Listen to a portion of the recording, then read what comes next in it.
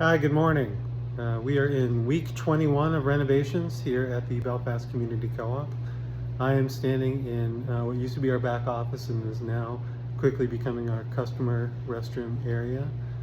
Drywall went up in this area this week to start to finish off those spaces, and there's a lot that's going to be happening back here and in the new kitchen area this coming week, so I'm going to walk you through some of those changes.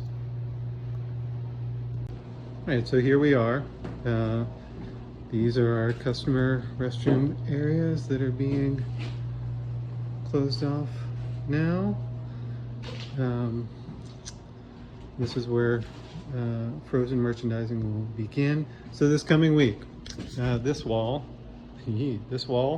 is going away. So this big, huge piece of steel that we brought in this last week will be coming in and being used to span from the exterior wall into the interior.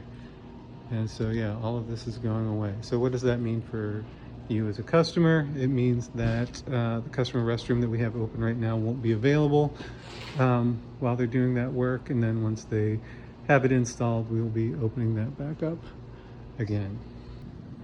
All right, so heading out into our new kitchen area. This week they were able to run some of the underground plumbing, which you can see there. Hopefully the electrical will happen early this coming week. Also on Tuesday, I believe the pad for our new curbside space was getting poured, so that will be completed. And we can begin framing out the new curbside space. And hopefully concrete will get poured here by the end of the week. All right, so that is where things are at right now.